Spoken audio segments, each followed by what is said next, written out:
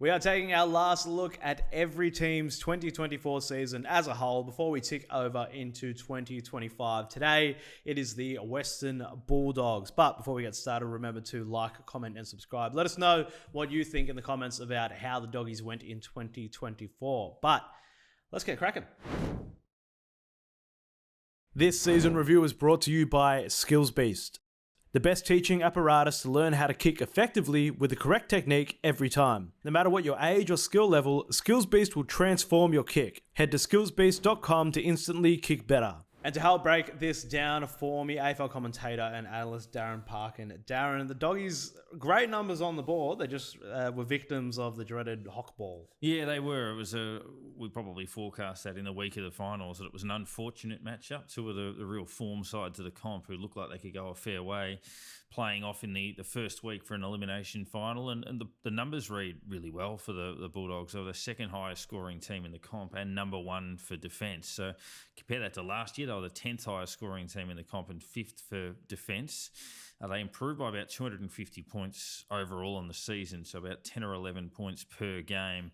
And their percentage jumped 17 from 108 to 125, second biggest percentage increase in the comp behind Hawthorn, who obviously came from the Clouds, and the second best percentage overall in the entire competition for the Bulldogs. And what that sort of came down to was when they got hold of sides, they belted them. So they won 5 matches by 10 goals or more, and 8 of their wins came by 47 points or higher. So last year, 0 10-goal wins, this year 5, and last year 2 at 47 points or higher, and this year 8. Kicked 100 points in a game 5 times last year and up to 9 times this year. So really did develop some strong firepower, and probably would feel that they were a bit stiff to go out in week 1. Yeah, absolutely crazy year for them this year. Now let's take a look at the 2024 pass mark.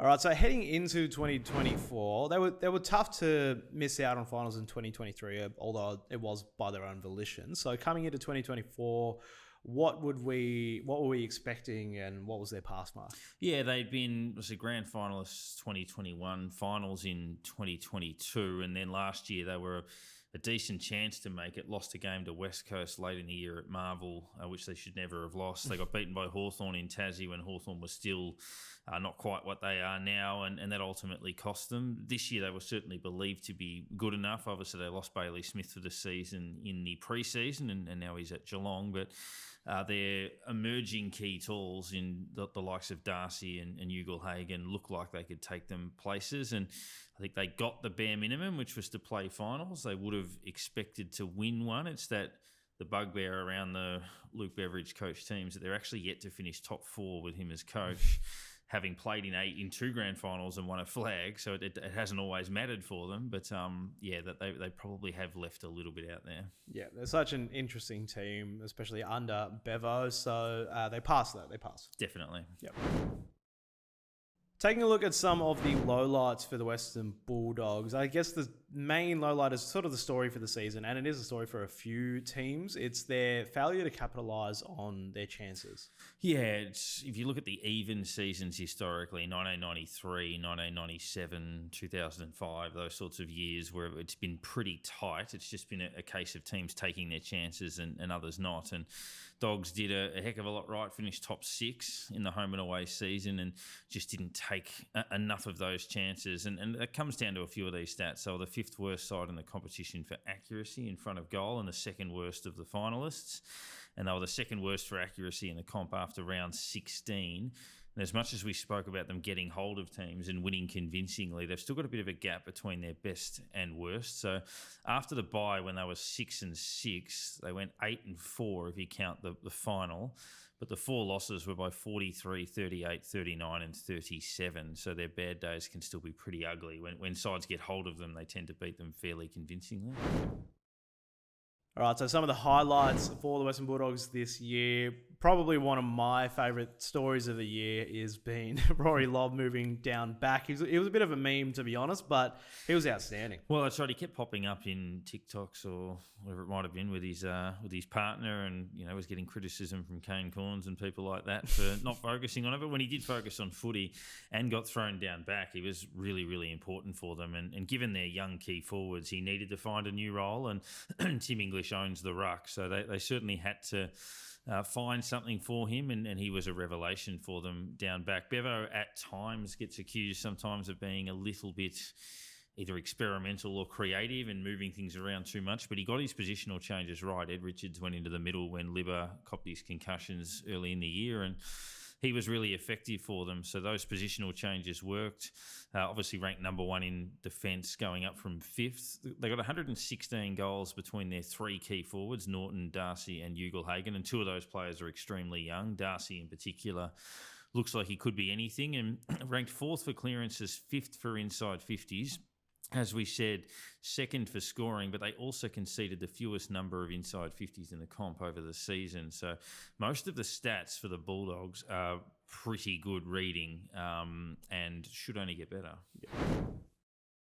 And this next segment comes to us thanks to Skills Beast, who have been helping AFL players of all levels transform their kick. So, who transformed their game in 2024 for the Western Bulldogs? You mentioned him just a bit earlier. It was Ed Richards. Yeah, I mean, the obvious player when we talk about transformations is Rory Lobb, but I wanted to give a shout out to Ed Richards, who's had some ACL issues in the past and missed a lot of footy, to give them another dynamic in the middle with some of the guys that have moved on. Obviously, Jack McRae got squeezed out, was a sub quite a bit. Bailey Smith, who was an integral part of their midfield, missed the whole season. And then Libba with his concussions, they had to find other ways. It allowed Bontempelli to be even more dangerous, pushing forward. He kicked 32 goals for the season. So getting Ed in there, 21 disposal average, 5 clearances a game or thereabouts. He gets my nomination for this. Honourable mention to Riley West, who kicked 25 goals and showed a bit forward for them. Yep. And if there's one thing we know at Zero Hanger, it is headlines. And one of the most interesting coaches in the AFL, I believe, is Bevo. And he made a couple of headlines this year just because of his future, but also because of the Chris Grant situation. Yeah, similar to Ken Hinkley to a lesser extent, because he's won a flag, Bevo, and made a grand final. But there's always that belief that, does a coach take a team as far as he can in a period of time? Do they need other options? Are they underachieving? But I think he just keeps finding a way to defy that and win games and get his side back into the finals. And, he was able to fight off a lot of that criticism. Chris Grant's departure in the last couple of weeks as the head of football is interesting. There's always rumours in football clubs, but there was always rumours that there were some heated conversations and their relationship was interesting. But look, it worked together. They won a flag during the joint tenure at the club, and I think overall with the football department review they had, he's come out of that pretty well, Bevo. But that's always going to be a bit of a talking point, particularly when I guess certain sections of the media have a target on his head. Absolutely. There's also another headline that I'm just going to sneak in here. We've gone another year without Marcus Bontempelli winning a Brownlow. And if he retires without winning a Brownlow, I think I'm going to quit following the AFL. Unluckiest player since a former Bulldog, Scott West, probably, who came second, I think, 4 times. Absolutely. All right, the ins and the outs for Western Bulldogs. It's more about the outs, and we'll start with the big one is probably the one that was being talked about for, I feel like, the past 4 years, but Bailey Smith to Geelong. Yeah, I mean, even there were matches late in the year where he was sitting with some of the injured cats in the crowd and stuff like that, which was intriguing. But yeah, he gets down there, didn't play all year with the knee, and has had links to the club for quite some time. That's the biggest loss of the 3 for the Bulldogs. Caleb Daniel goes to North Melbourne. He was sort of in and out of the side and seemingly out of favour. And Jack McRae, a veteran, goes to the Saints, still capable of getting a lot of the footy, was used as a sub a bit, played in that final, and has obviously been a terrific player for them, a star in their premiership year in 2016. So those 3 move on. And Alex Keith, who played a bit of footy, one of those guys with the dual sport background, as a very, very good cricketer, is retired as well. And then a few delistings. Charlie Clark, saw a lot of him at the Coach League level and looked like he had a bit there. So hopefully there's still a future for him somewhere in the game. Yep, absolutely. And their players in Matt Kennedy joining from the Blues. Yeah, that's the biggest name to come from another club. And then a pretty good draft haul. They had 3 picks between 20 and 31. Cooper Hines, Lockie Jacques and Josh Dolan will be pretty handy for them, I think. They've done quite well, the Bulldogs, I think, with a stack of picks around that late first round, mid second round, and I think they've come out of it okay.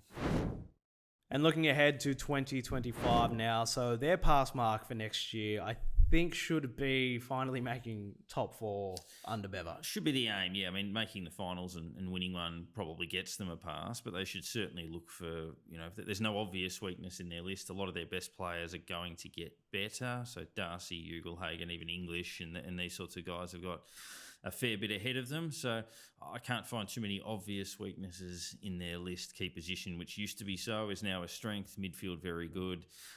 So they should expect to be doing some pretty good things. Yep. Well, that wraps it up for our season review for the Western Bulldogs for 2024. Thanks, Darren. Western Bulldogs under Bevo, always a fascinating watch, but I think I'm most excited about that young forward line in Ugelhagen and Sam Darcy. Yeah, they're never a boring side, that's for sure. And yeah, that group, and particularly Darcy, could be anything. He's a Coleman medalist within a few years, I sense. So he's already kicked 7 in a game. So yeah, the sky's the limit for that group. Absolutely. All right, remember to like, comment, and subscribe. Let us know how you think the Doggies are going to go in 2025, and catch all your latest AFL news at zerohanger.com. This season review was brought to you by Skills Beast. Instantly kick better. Head to skillsbeast.com for more info.